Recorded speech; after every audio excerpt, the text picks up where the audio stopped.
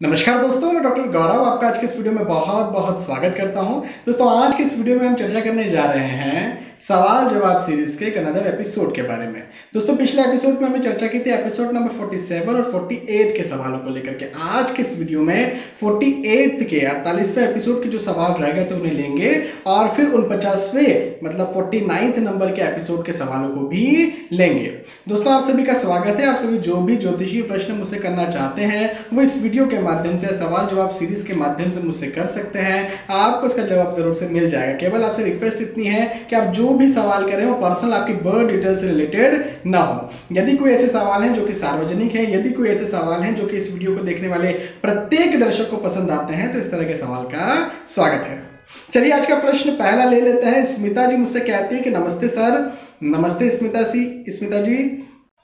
कर्क लग्न के कुंडली में 11वें घर में मालिक शुक्र जो है वो बाधक माना जाता है। अच्छा, 11वें घर का मालिक शुक्र बाधक माना जाता है, ठीक है। वो शुक्र लग्न में ही विराजमान हो तो उस पर उस घर से बाधाएं देता है। अच्छा सर, अगर 11वें घर में राहु है तो भी वो अपनी महादशा में अपने स्वामी जैसी बाधाएं देगा क्या, जबकि राहु की नजर पड़ते ही नहीं लग्न पर? प्लीज ये बताइए। अच्छा स्मिता जी, और आप जो हैं वो बाधक ग्रह से डर रही हैं। अभी आपने जो कहा कि भाई कर्क लग्न की कुंडली में बाधक माना जाता है शुक्र को, सारे लग्नों की कुंडली में किसी न किसी ग्रह को बाधक कहा जाता है। मैंने एक वीडियो बनाया है बाधकेश पर। बाधकेश पर मैंने यही समझाया है कि एग्जैक्टली बाधक ग्रह कुछ होता ही नहीं है।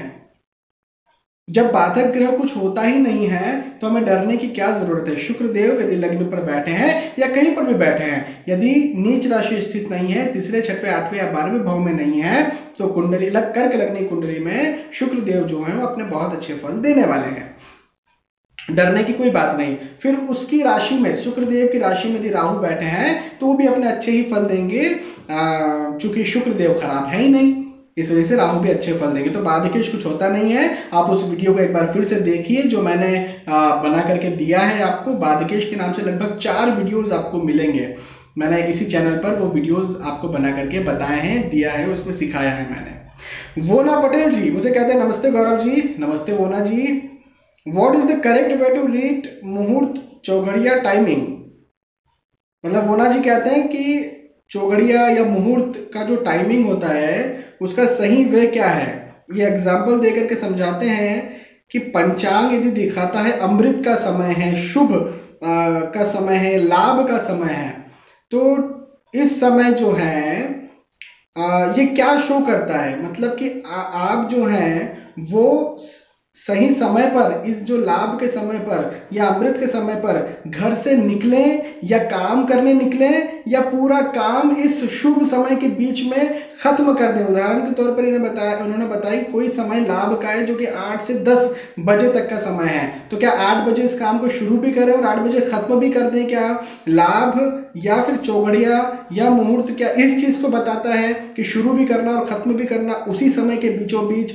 इन्होंने एक एग्जाम्पल दे करके भी समझाया है कि someone wants to appear for exam or interview, then what time should one count? The time when he start from home or actually entering in the cabin for an interview? मतलब कोई यदि व्यक्ति जो है वो घर से निकलता है, उसको उस शुभ मुहूर्त में निकलना चाहिए या फिर केबिन में जब घुसता है इंटरव्यू के लिए तो वो शुभ मुहूर्त होना चाहिए। यहाँ पर वोना जी ने समझाने का प्रयास किया है। मैं आप सभी से कहूंगा, दर्शकों से, कि आप जो भी प्रश्न करें हिंदी में करें, क्योंकि ये जो मेरे वीडियोस बनते हैं ये हिंदी में बनते हैं। अधिकतर जो यहाँ पर व्यूवर्स हैं वो हिंदी में सुनने के आदी हैं, उन्हें हिंदी जल्दी से पसंद आती है। आप लोग इंग्लिश में करते हैं, फिर मैं उसे पढ़ के हिंदी में ट्रांसलेट करता हूँ, तो बेहतर ये होगा आप लोग हिंदी में ही मुझसे प्रश्न पूछें, ताकि वैसा का वैसा प्रश्न आपका मैं उसी तथा वैसा जैसा आपने लिखा वैसा का वैसे सबके सामने में रख दूँ। तो वोना जी देखिए, मैं आपको एक बात बताता हूँ। देख क्या है कि उदाहरण के तौर पर आप अपनी फैमिली के साथ यात्रा पर निकल रहे हैं, लंबी यात्रा या 1 सप्ताह की यात्रा हम समझ लें। अभी इस 1 सप्ताह की यात्रा में कई बार काल भी आएगा, कई बार अशुभ चौघड़िया भी आएगा, अशुभ मुहूर्त भी आने वाला है। लेकिन आपने जब अपने घर से निकलना है तब आपने सही चौघड़िया देख करके या सही मुहूर्त देख करके निकलना है। मेरा कहने का मतलब यह है कि जब आप उस काम को अपने घर से निकल करके जब शुरुआत करते हैं तब आपको सही मुहूर्त की जरूरत होती है। उसके अलावा वो कार्य चलने वाला कितने भी दिन तक हो, कितने भी समय तक हो, इसका कोई फर्क नहीं पड़ता। कोई जरूरी नहीं है कि शुभ जो भी अच्छा चौघड़िया है उसी बीचों बीच वो काम पूर्ण हो जाए। उदाहरण के तौर पर हम गाड़ी ले रहे हैं, अभी गाड़ी शुभ मुहूर्त में जरूर ले रहे हैं, लेकिन क्या सिर्फ शुभ मुहूर्त में थोड़े ना चलाएंगे इस गाड़ी को, है ना। तो कई बार काल का मुहूर्त भी आएगा, कई बार चौघड़िया खराब भी हो सकता है। आप जब उस काम को स्टार्ट कर रहे हैं अपने होम से, अपने घर से, तभी आपको चौघड़िया या तभी आपको मुहूर्त भी समझना चाहिए। अमृता मानेकर जी मुझसे कहती नमस्ते सर। नमस्ते अमृता जी। बीज मंत्र का जाप किसी और के लिए बच्चे के कराना हो तो क्या विधि या संकल्प करा के जाप कराना पड़ता है क्या? कैसे करें और कितने साल महीने तक जाप कराना चाहिए बताइए। अमृता जी देखिए, यदि बच्चा है या कोई ऐसा व्यक्ति भी जैसे जो बीमार है, जो नहीं जाप कर सकता है, कई बार ऐसी कंडीशन मेरे सामने आती है कि वो व्यक्ति जो उनको पैरालिसिस हो गया है, किसी तरह की ऐसी असाध्य बीमारी है जिसमें वो जाप नहीं कर सकते हैं, तो फिर मैं कहता हूं कि पहले नंबर पर तो पंडित जी से करवा लीजिए। पंडित जी से कराएंगे तो वो संकल्प भी लेंगे और यदि अच्छे पंडित जी हैं तो अच्छी तरह से विधि विधान से वो जाप उसका कर देंगे। लेकिन अधिकतर बच्चों में जो बच्चे होते हैं, छोटे बच्चे जो नहीं कर सकते, उस केस में मैं ये भी कह देता हूँ कि माता पिता भी कर सकते हैं। हालांकि कुंडली देखने की ज़्यादा ज़रूरत मुझे होती है, लेकिन कई केस में मैं ये कह देता हूँ कि माता या पिता भी उनका जाप कर सकते हैं। उन्हें संकल्प हाथ में जल लेकर के लेना चाहिए, हाथ में जल लेकर के ये कहना चाहिए कि प्रभु ये जो मंत्र है, ये जो उपाय हम कर रहे हैं, ये हम हमारे बच्चे के लिए, जो भी नाम है उनका नाम ले लीजिए कि इनके लिए कर रहे हैं, इसके सारे फल जो हैं वो इनको लगे, ना कि हमें लगे। और इस तरह संकल्प लेने के बाद फिर जो मंत्र है, जैसे फॉर एग्जांपल राहु देव का उपाय आपको करना है तो फिर राहु देव का मंत्र आप जितनी बार है, जितनी बार मैंने उपायों की सीरीज में आपको बताया है उतनी बार आप कर लीजिए, है ना। या दान भी जो है, तो दान तो जो बच्चा है उसी के हाथ से दिलवाना चाहिए। कई बार लोग कहते हैं, इवन माताएं अधिकतर कहती है सर हमारे बच्चे के लिए मैं खुद दान करती हूँ, वो तो करता नहीं है, वो तो बाहर रहता है। तो मैं हमेशा कहता हूँ दान आप खुद अपने हाथ से ना करें। दान यदि अपने हाथ से करते हैं तो वो आपको खुद को लगेगा। बच्चे के हाथ से या किसी जिसको उस ग्रह का खराब प्रभाव है उस व्यक्ति के हाथ से दान करवाना जरूरी है। लेकिन संकल्प करवा करके ही, यदि कोई व्यक्ति नहीं पूजा या मंत्र विधि करता है तो संकल्प करवा करके ही उसकी मंत्र विधि या पूजा करवानी चाहिए। अमृता जी के बाद प्रदीप जी मुझसे कहते हैं सर केंद्रुम दोष कब इफेक्टिव और कब नॉन इफेक्टिव और कब आंशिक इफेक्टिव हो जाता है? क्या वक्री गुरु के लग्न में होने से इसका इफेक्ट कम हो जाता है? प्रदीप जी मैंने एक वीडियो बनाया है केंद्रुम दोष या केंद्रुम योग के नाम से, आप इस वीडियो को देख लीजिए। उसमें सारे कैंसिलेशंस मैंने बताया है, उसमें सारी चीज़ें मैंने आपको बताई है। रही बात वक्री की, तो वक्री शब्द को लेकर के डरने की कोई ज़रूरत नहीं। वक्री का मतलब होता है ज़्यादा पावरफुल। तो यदि गुरु का दृष्टि किसी प्रकार से चंद्र पर पड़ जाता है तो केंद्रुम योग का कैंसिलेशन होता है। हाँ, डिग्री देखना बहुत ज़रूरी है। यदि वक्री तो है लेकिन 0 डिग्री में बैठा हुआ तो कोई काम का वक्री या बलवान वो गुरु नहीं रहेगा।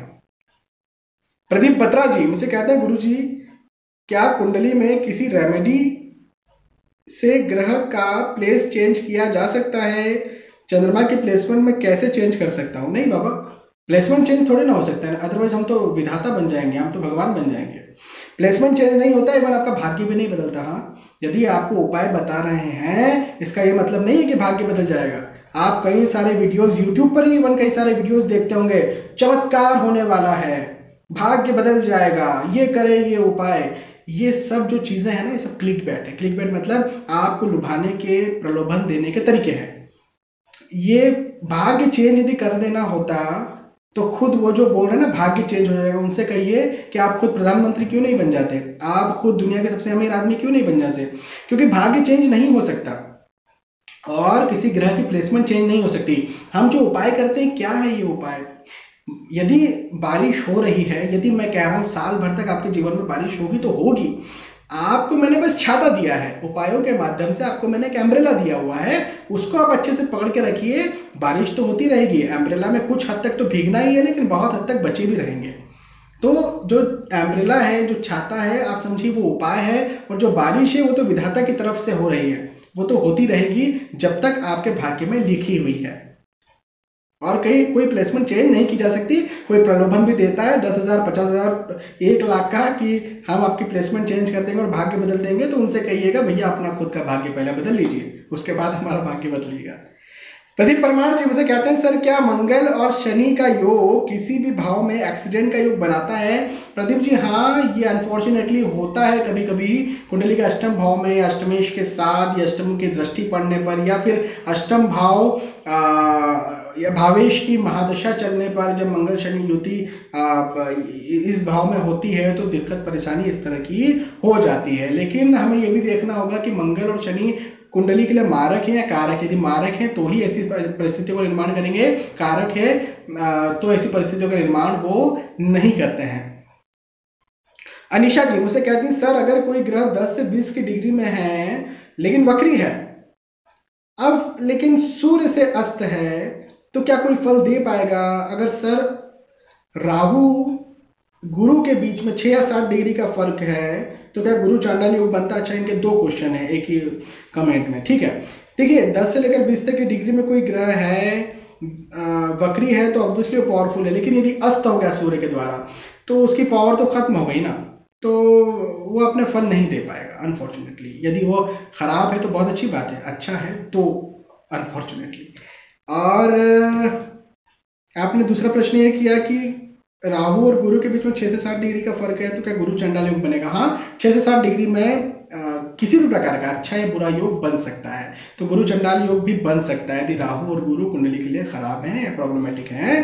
तो दोस्तों आज के इस वीडियो में हमने बात की इतने सवालों को लेकर के। इन सवालों के जवाब मैंने आपको सटीकता के साथ देने की कोशिश की। मुझे विश्वास है कि आपको ये बात समझ में आई होगी, आपको वीडियो पसंद आए होंगे। यदि आपको वीडियो पसंद आते तो इसे लाइक करें, इसे शेयर भी करें ताकि दूसरे भी इस वीडियो का फायदा उठा सकें। दोस्तों आने वाले वीडियोस में, आने वाले एपिसोड्स में फिर मिलेंगे। मैं तब तक के लिए आपसे आज के इस वीडियो में विदा चाहूँगा। नमस्कार।